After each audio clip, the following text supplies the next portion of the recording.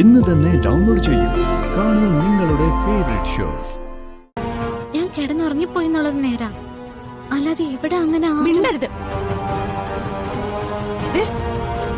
തെളിവടക്കോ ഞാൻ ചോദിക്കുന്നത്. ഇനി എന്നോട് കള്ളത്തിനും പറഞ്ഞാലുണ്ടല്ലോ. പ്രിയേ, ഞാൻ പറയുന്ന ഒന്ന് കേൾക്ക്. വരുൺ എവിടെയോ ദൂരെ ഗസ്റ്റ് ഹൗസിലല്ലേ? എന്നിട്ട് വരുൺ എന്നെ കാണാൻ വന്നു എന്ന് പറഞ്ഞോ? എന്താ എന്താ മോളെ? അമ്മേ, ഇന്നലെ രാത്രി വരുൺ ഇവിടെ വന്നിരുന്നോ? ഇല്ല. കാര്യം എന്താ പ്രിയങ്കേ? എന്താടി? എനിക്കറിയില്ല ചെറിയമ്മേ. ഓർക്കത്തിന്ന് വിളിച്ച പ്രിയങ്ക എന്നോട് ഇത് ചോദിച്ചു. ഒരു കാര്യമില്ലാതെ പ്രിയങ്ക മോൾ ഇങ്ങനെ ചോദിക്കില്ലല്ലോ. കാര്യമുണ്ട് ചെറിയമ്മേ. ദേ ഇത് കണ്ടോ? ഞാൻ വരുമ്പോ ഈ ഗിഫ്റ്റ് ഇവിടെ മേശപ്പുറത്തിരിക്കായിരുന്നു. ഓ, ഈ ഗിഫ്റ്റിന്റെ കാര്യമാണോ? ഞാനത് രാധികമ്മക്ക് വേണ്ടി വാങ്ങിച്ചതാ. അവക്കൊരു സർപ്രൈസ് ആയിക്കോട്ടെ എന്ന് കരുതി മേശപ്പുറത്ത് വെച്ചതാ. കൊള്ളാം മുത്തശ്ശി, ഗിഫ്റ്റിന്റെ കാര്യം അങ്ങനെ ആയിക്കോട്ടെ. ഈ കുറിപ്പ് മുത്തശ്ശി വെച്ചതാണോ? അമ്മ നോക്കി.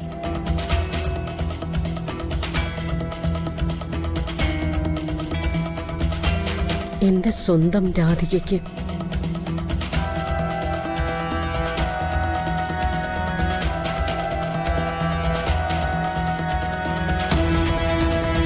എന്താ അമ്മേ, ഇത് അമ്മ എഴുതിയതാണോ?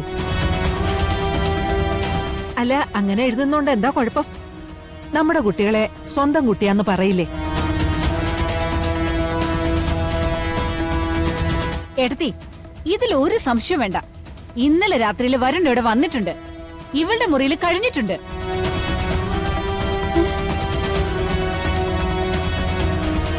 അമ്മ പിന്നെ എല്ലാത്തിനും കൂട്ടാണല്ലോ. ഇന്നലെ എന്തോ തട്ടി വീഴുന്ന ശബ്ദം കേട്ട് നമ്മൾ ഇറങ്ങി പരിശോധിച്ചതല്ലേ? അപ്പോ നമ്മളോട് ദേഷ്യപ്പെട്ടതാരാ? അമ്മയല്ലേ? എന്തായിരുന്നു തിടുക്കം ഞങ്ങളോട് പോയി കിടന്ന് ഉറങ്ങാൻ പറയാൻ? ഉർവശി, വെറുതെ ആവശ്യമില്ലാത്ത കാര്യങ്ങളൊന്നും പറയാൻ നിക്കണ്ട. ഇവിടെ പ്രത്യേകിച്ച് ഒന്നും സംഭവിച്ചിട്ടില്ല. വേണ്ടമ്മേ, അമ്മ പറയുന്നതൊക്കെ തൊണ്ട തൊടാതെ വിഴുങ്ങാൻ ഇപ്പൊ കുറച്ച് ബുദ്ധിമുട്ടുണ്ട്.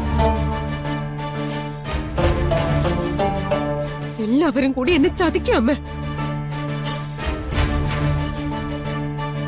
ചേച്ചി, മുത്തശ്ശി, എല്ലാരും അതെ. പ്രിയേ, സ്വന്തം പേരക്കുട്ടി വേറൊരു പെണ്ണിന്റെ മുറിയിലേക്ക് വഴി കാണിക്കുന്ന ഇവരെ എന്താ വിളിക്കണ്ടേ? പ്രിയങ്കേ, പ്രിയങ്കേ, സ്ഥാനം മറന്ന് സംസാരിക്കണ്ട.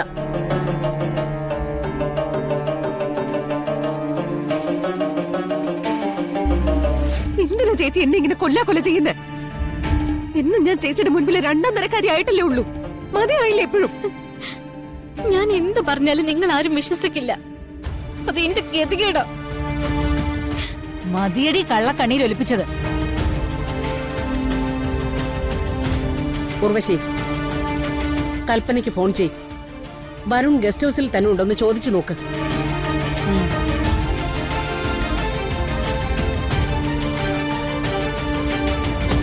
അതെ, അമ്മയോടെ പോവാ. നിങ്ങളുടെ തെളിവെടുപ്പൊക്കെ കഴിയട്ടെ. ശിക്ഷ വിധിക്കുമ്പോ വന്നാ മതിയല്ലോ. നീ അവളെ ഒന്ന് വിളിക്കേ.